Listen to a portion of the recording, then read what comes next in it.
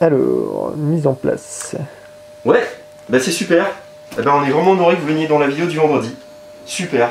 On se donne rendez-vous jeudi soir alors. Merci beaucoup. Hein. À jeudi. Au revoir. Ouh, C'était qui? c'était Jean-Louis Roubira. Ah oui, le créateur de Dixit. Ouais, enfin de Feelings aussi, c'est pour ça qu'il va venir dans la vidéo. Ah ok, d'accord. Voilà. Salut les garçons. Salut Alice. salut. Ça va? Bah super bien, on va avoir Jean-Louis Roubira dans la vidéo du vendredi. Le créateur du Dixit? Ouais, mais de Feelings aussi. Tu sais, Ah. David, c'est qui pour toi Jean-Louis Roubira? Ben, c'est l'auteur de Feelings. Bah voilà, c'est pas compliqué.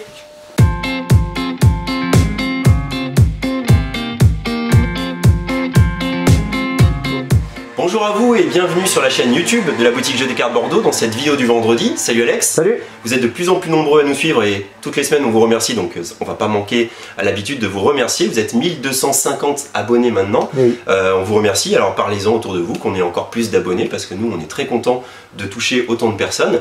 Et donc la vidéo du vendredi, vous connaissez le principe, on passe en revue toutes les nouveautés de la semaine de manière concise et précise. Et on va commencer tout de suite Alex, parce qu'elle est encore assez chargée. Oui. Alors on commence avec Anne Loudim. Anne Loudim, c'est un jeu de cartes de Dimitri Perrier et Ludovic Maublanc, édité chez Explorate. On est sur un jeu de cartes assez familial, Oui.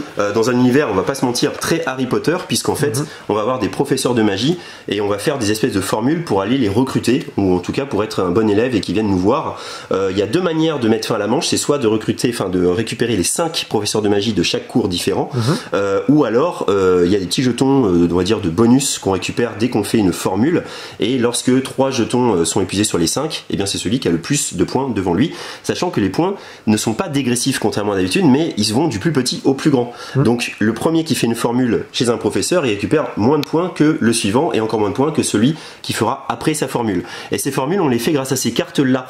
Ces cartes-là qu'on a en main, qui vont être des combinaisons assez classiques finalement qu'on connaît les jeux de cartes, c'est-à-dire des paires, des brelans, des carrés, des suites. Et la particularité de ces cartes, c'est que, on le voit, elles sont coupées en deux. Voilà, et la carte peut être pivotée soit vers le haut, soit vers le bas, et va pas avoir le même numéro ni la même couleur. Donc à vous d'organiser vos cartes, vous n'êtes pas limité par les cartes que vous avez en main, vous avez plus de richesse à ce niveau-là. Et ce faisant, c'est comme ça que vous allez créer vos petites formules, c'est-à-dire des paires, des brelans, des carrés, les poser devant vous, et si personne vous bat, récupérer le professeur ou récupérer les points. C'est vraiment un jeu très familial, dans un univers de la magie, de sorciers. On va pouvoir l'apparenter après à un Gang of Four pour plus tard, si vous avez aimé, pour aller poursuivre cette expérience de jeu de cartes. Donc elle nous dit un petit jeu d'initiation à ce type de jeu de cartes, très réussi aussi. Alors là, 3 dice, donc il y a toujours un roll and write, j'ai l'impression Alex, dans toutes ces vidéos. Donc le roll and write, c'est devenu un jeu, enfin un style à part entière, on va dire, hein. Et avant c'était assez simple, et maintenant on a même des jeux de gestion, on l'a vu avec Roman Roll dans la dernière vidéo, qui vont faire des choses plus complexes, donc du roll and write pour experts, il en faut pour tous les goûts. 3 dice, c'est la version D de 3, un jeu qui était paru chez Pearl Game et qui n'est plus édité à ma connaissance, et qui était un jeu déjà de dés quelque part. Et là on va retrouver cette mécanique à gérer l'armée, à gérer le civil, à gérer le religieux de notre cité. Donc voilà, vous avez un jeu, là je le mets, il n'y a pas trop de reflets, c'est bon? Ouais, très bien. Vous avez un jeu où l'originalité c'est que les dés sont transparents, et selon le petit plateau sur lequel ils vont être posés, soit jaune, soit blanc, soit rouge, et bah, ça va devenir un dé rouge s'il est sur un plateau rouge, un dé blanc s'il est sur un plateau blanc. On va les classer dans l'ordre de croissant, et on va les poser ainsi dans la moitié du petit cercle, parce que le jeu se joue en 2 manches. À chaque phase, il y a 4 phases, et vous allez avoir phase de jour et phase de nuit. Voilà. Donc ensuite, on va faire des actions sur son petit papier, ça on est habitué dans le roll and write, ça va être de construire des bâtiments pour lutter contre le dé noir qui détruit des bâtiments dans la couleur indiquée sur laquelle il se pose. C'est quand même un jeu moins expert que Déméter, tu sais, Déméter, c'est le jeu qui fait bien briser, enfin brûler les neurones, mais quand même plus facile à appréhender, voilà, que Déméter, et mais un peu plus au niveau qu'un tréfuté ou qu'un vraiment tréfuté. Voilà. Il y a un thème qui est pas mal rendu d'ailleurs, parce qu'on gère sa cité, on achète des bâtiments, les bâtiments ont des petites particularités. Voilà, donc ceux qui aiment les jeux de roll and write un petit peu recherchés peuvent s'intéresser à celui-là, parce qu'il va être assez appréhendable sans être compliqué. 3D, le voilà. Ensuite, on a quoi? Ah oui, voilà, Trek 12, bah, on enchaîne. Oui. Avec un autre Roll and Ride, celui-là, on vous l'a déjà présenté, c'est Trek 12 de Bruno Catala et Corentin Lebras. C'est ça. C'est un jeu qu'on aime beaucoup, d'ailleurs qui fonctionne, on est très heureux, puisqu'il était premier du top du mois de septembre. Oui. Et donc, bah, vu qu'il y a beaucoup de gens qui jouent, bah, voici des premières recharges pour les 3 camps de base, c'est-à-dire Dunai, Kagot et puis Dolagiri. Parfait. Évidemment, il y en a d'autres et qui sortiront plus tard quand vous aurez enlevé, vos enveloppes. Voilà, donc ça c'est disponible, ça s'appelle Camp de base 1 et il y aura le Camp de base 2 qui arrivera en novembre, qui seront 3 autres camps de base que vous trouvez quand vous ouvrez les enveloppes. On va pas spoiler plus que ça. Ok. Ah oui, voilà, comment puis-je oublier ce paquet de cartes qui est arrivé. Déjà quand on l'a vu, tu sais que moi j'ai dit mais ça c'est génial. Déjà rien que le packaging, hein, c'est un paquet de ramen avec des fausses nouilles et dans laquelle sont rangées les cartes, voilà. Ouais. Mais en plus de ça, on y a joué avec Alice. Le jeu, comme ils disent, hein, le jeu est déconseillé aux nouilles. C'est pas un jeu bête en fait, c'est un jeu de collection. Et au-delà de son packaging, il est quand même intéressant. Il peut être un peu chafouin, on sent qu'on va jouer à 5-6 joueurs. À 2, il est plus tactique. Et donc c'est un jeu de collection qu'on va rapprocher d'un sushi go, on va dire. C'est-à-dire qu'on va collectionner des légumes ou des viandes pour faire le plus de points.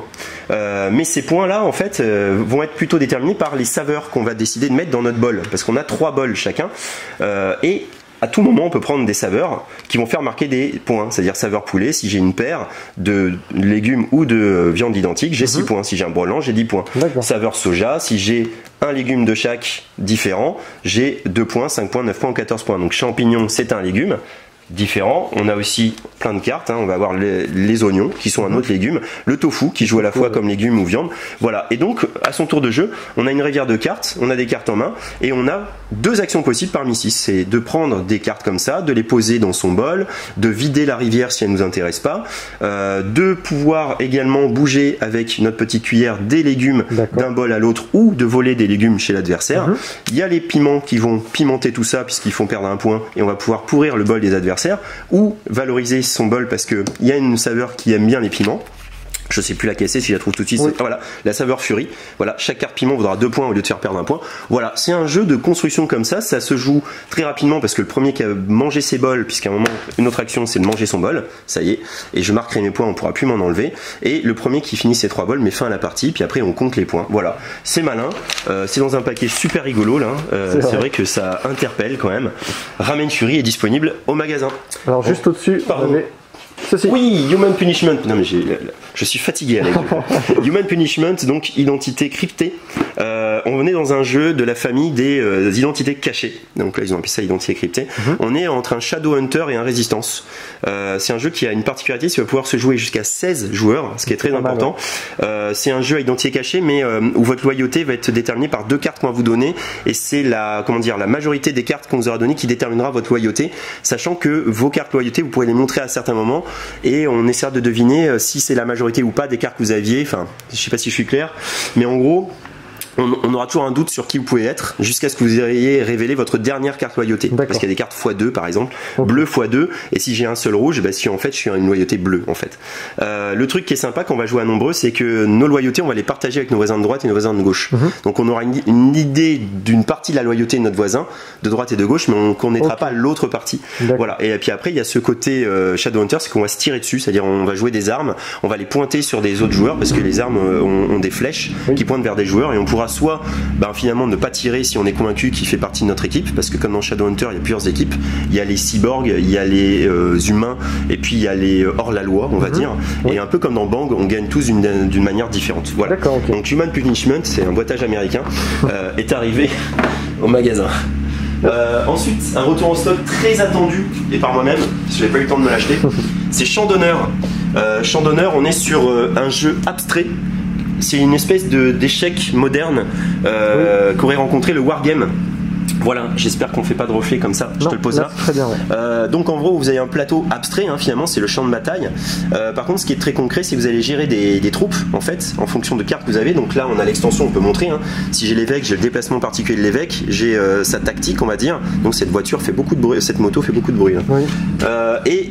On va devoir capturer des emplacements en fait, donc 6 qui vont être sur le plateau. Donc on va se combattre, on va se déplacer, il y a de la mouvement mouvement, de la tactique. On va jouer avec ses armées et c'est du backbuilding, c'est-à-dire qu'on va avoir un sac dans lequel on va pouvoir piocher nos petits jetons, un peu comme dans Orléans. Et plus on va avoir de jetons de notre armée, plus on va avoir de la chance de la déplacer, parce qu'on ne déplace pas ses armées comme ça facilement. Il faut tirer le jeton de son armée dans le sac pour avoir le droit de faire une action sur l'armée sur le plateau. Les jetons, parlons-en quand même, hein. C'est des magnifiques jetons type poker. Le jeu est juste magnifique et là l'extension est arrivée en même temps que le réassort de la boîte de base, Champ d'honneur, l'extension Noblesse, donc qui va rajouter des nouvelles armées, des nouveaux personnages comme le comte ou l'évêque aussi, qui est sympa puisqu'on peut pas l'attaquer, ou le banneret, voilà, qui vont déplacer des unités, etc. Donc il faut avoir déjà pas mal joué à Champ d'honneur pour appréhender ces nouvelles factions. Et une nouvelle action, le décret royal. C'est vrai. Voilà, qui va permettre d'avoir des actions bonus en posant son petit sceau royal avant l'autre pour pouvoir faire l'action indiquée par le décret. Il y a 2 emplacements parce qu'on peut pas faire 2 fois le même, c'est un pour chaque joueur en fait. Exactement, voilà. Donc ça, Champ d'honneur, si vous aimez les jeux un petit peu abstraits, ça se joue en 1 contre 1, ça se joue en 2 contre 2, c'est la Rolls-Royce des jeux abstraits, quoi. Vraiment, c'est super chouette. C'est vrai. Donc nous, on aime beaucoup, on l'a remis en avant. Ensuite, le retour en stock de Cowboy Bebop pour Alice, voilà. Alice, on pense à toi et à ton Instagram que tu tiens de fort belle manière. Cowboy Bebop, c'est un deck building qu'on va apparenter à un Hero Realms, voilà. C'est vrai. Puisqu'il y a pareil une activation de cartes et de factions, mais très thématique, c'est du fan service comme Alice aime à le dire elle-même. C'est-à-dire si vous aimez Cowboy Bebop, foncez parce que en plus d'avoir la licence, vous aurez un jeu très très intéressant. C'est juste. Si vous aimez le deck building, voilà. Et c'est de retour en stock après une longue rupture, ce qui prouve qu'il y a eu du succès. On continue avec Ghost Adventure. Oui. Donc, Ghost Adventure, c'est un petit peu l'ovni de la soirée là, parce que en fait, Ghost Adventure, c'est un jeu de toupie. Donc c'est un jeu un peu régressif, quoi. Hein, c'est-à-dire les adultes vont s'y amuser aussi, les enfants également, parce que la toupie, ça parle à tout le monde. Et elles sont magnifiques. Parce que là, j'ai donné une faible impulsion. Elles sont vraiment super équilibrées. Enfin, c'est vraiment la toupie de qualité. Et alors c'est un relais de toupie, c'est-à-dire que vous allez vivre une aventure, hein, ça, on sait qu'on aime bien le narratif, donc vous allez ouvrir cette petite bande dessinée, vous allez passer en revue le départ qui est l'attaque de votre peuple par ces méchants loups, et ensuite ça va vous dire les plateaux que chaque joueur doit prendre et l'objectif qu'il doit atteindre avec sa toupie sur son plateau. Donc le premier plateau c'est celui-là, je vais lancer ma toupie. Dès que je serai rencontré ce petit personnage là, je vais pouvoir sortir de mon plateau et déposer sur le plateau suivant de mon collègue, parce que c'est un coopératif, ma toupie à cet emplacement là. Chaque fois la toupie doit partir d'ici et il va lui-même aller atteindre le lieu qui lui est demandé et le placer ensuite. Donc c'est un relais, voilà, c'est très très sympa. Alors les règles vont évoluer au fur et à mesure, les plateaux vont être de plus en plus difficiles. Les difficultés aussi en fait, ça va être vraiment toute la gestion du changement de plateau et des toupies à se passer, ça va vraiment beaucoup changer. C'est ça, puis l'histoire évolue, on voit ça, hein, c'est une magnifique petite bande dessinée qui va vous raconter une belle histoire, et avec des actions sur le plateau, on aura le droit de sauter quand on atteint certaines cases pour pouvoir même retourner le plateau. Et d'ailleurs, sur Instagram, Alice a mis une petite vidéo où tu montres toute ta maestria en toupie, bravo Alex, j'ai été bluffé. Voilà, et donc, Monsieur Roubira. Bonjour. Bonjour. Tiens donc. Bah oui, alors ça alors, quelle surprise. Bah oui, bah écoutez, ça tombe bien parce qu'il y a le jeu Feelings et puis j'allais l'expliquer, mais vu que vous êtes là, autant que vous l'expliquiez vous-même. Monsieur Roubira va expliquer donc son jeu Feelings. Feelings, bah écoutez, c'est toujours Vincent Bidot et votre serviteur. C'est le jeu, je dirais, idéal pour se découvrir à travers les émotions, en famille ou entre amis. Et là, du coup, sur cette version relookée quand même, les émotions sont représentées par des animaux. Donc ce sont ces illustrateurs qui sont de Californie, qui ont dessiné. Donc il y a une vingtaine d'émotions comme ça qui sont à la fois la moitié sont agréables et puis l'autre moitié moins agréables. Donc on va en tirer au sort 6 de chaque moitié, les agréables. Et puis on va pouvoir jouer à travers comment on va ressentir des émotions, mais c'est en choisissant des situations. Alors vous avez 4 decks différents, donc ça c'est pour jouer en famille à partir de 8 ans. Donc ensuite vous avez des thématiques plutôt autour de l'école, des apprentissages à partir de 8 ans. Ça c'est entre amis, voilà, à partir de 12 ans, donc un peu plus des thématiques ados, etc. Et puis après vous avez, ça c'est une nouveauté aussi par rapport à la version première de Feelings. On a 36 cartes qui vont décliner alors sur la santé comme thématique, le monde numérique, l'écologie, l'éducatif, etc. Voilà, il y a 6 grandes thématiques.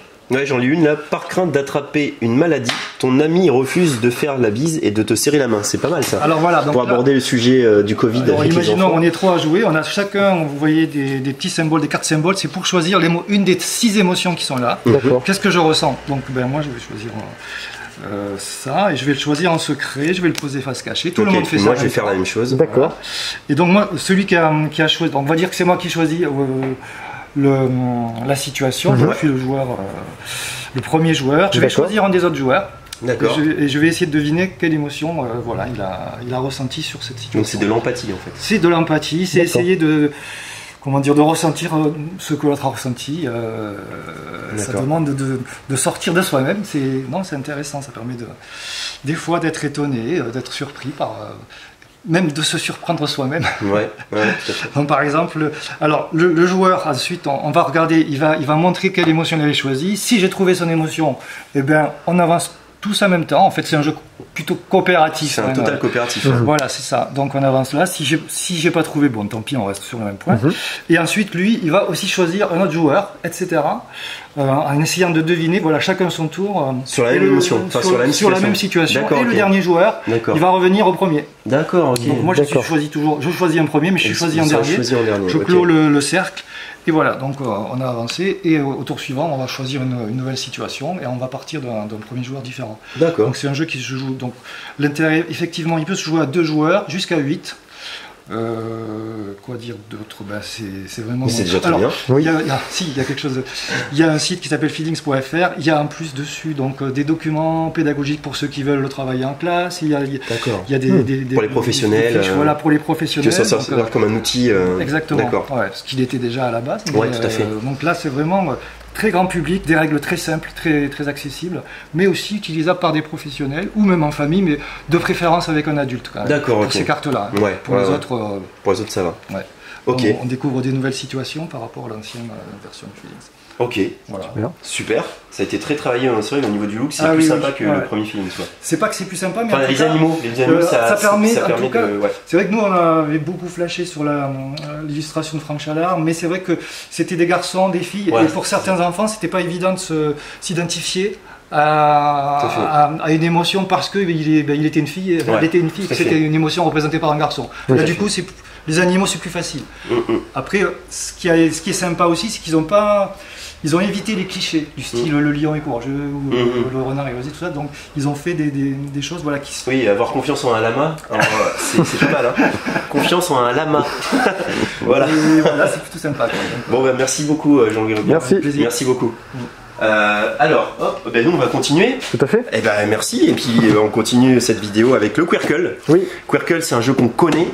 C'est la famille des jeux intergénérationnels. Ça plaît beaucoup. Alors allez savoir pourquoi, mais si un petit peu, c'est aux gens qui aiment le Scrabble, parce qu'il y a ce côté construction comme ça de grille, exactement, avec ouverture ou fermeture de la grille. Et là, d'ailleurs, ils sont allés encore plus loin dans l'édition anniversaire. Ils ont mis les mêmes petits trépieds que pour le Scrabble en fait, pour bien ranger ces petits cubes.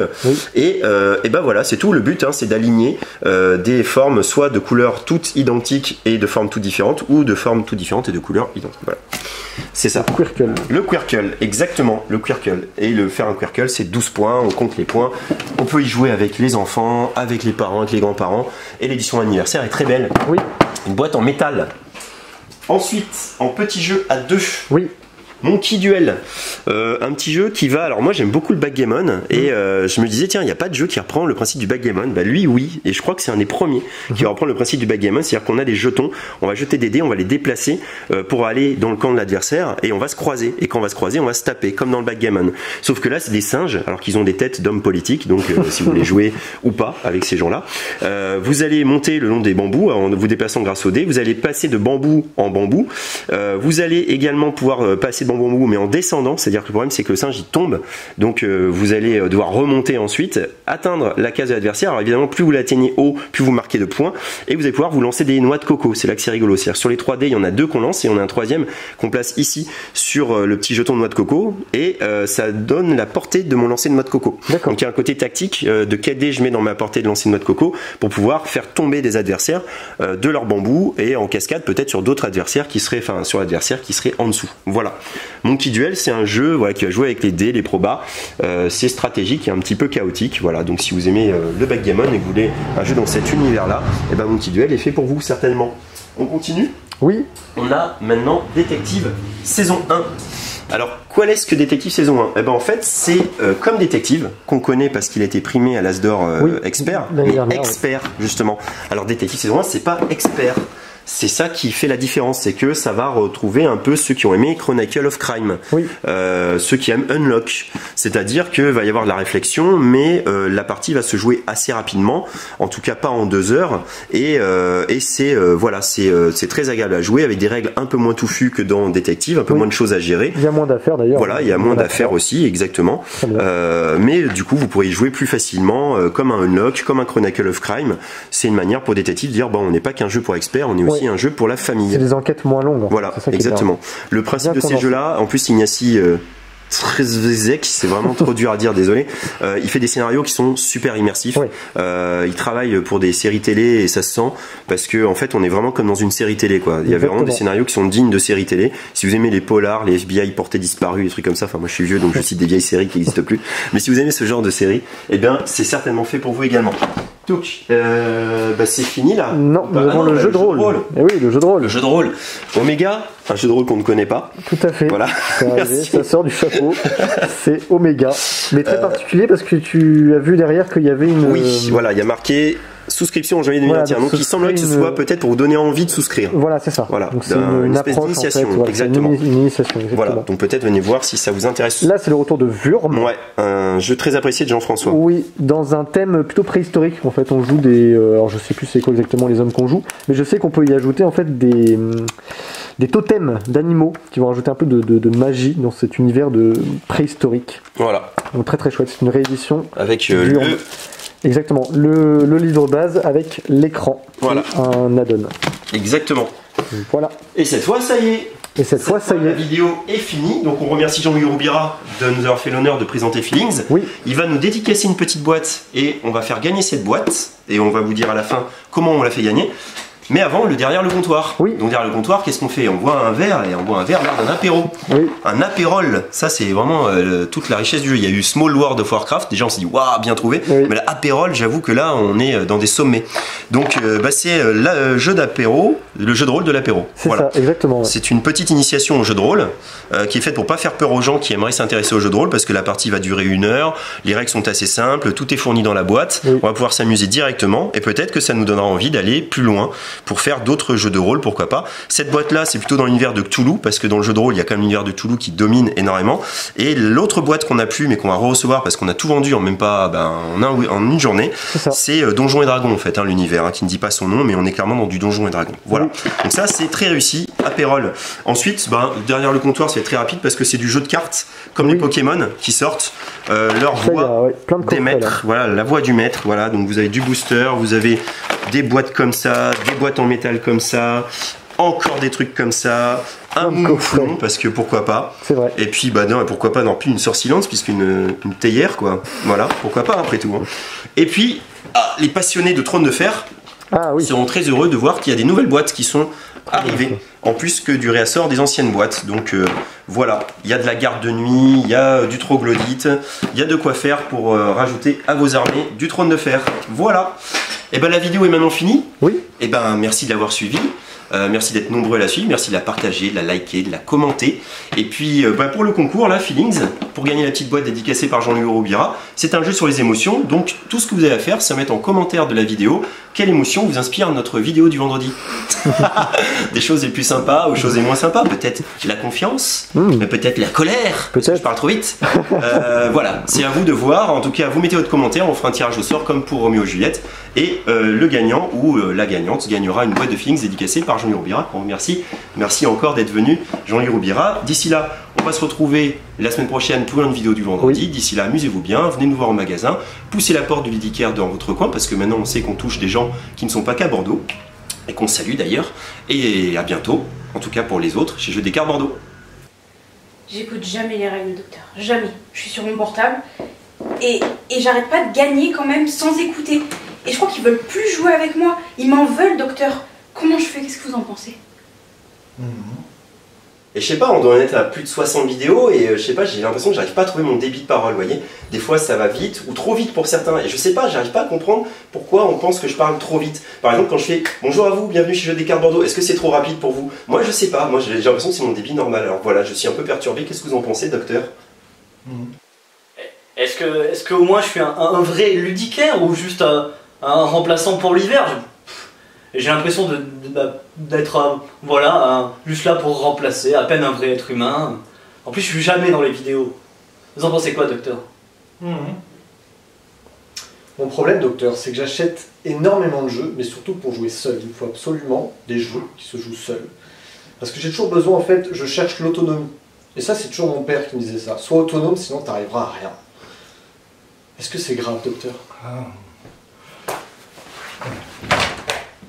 J'étais venu pour présenter mon jeu, moi.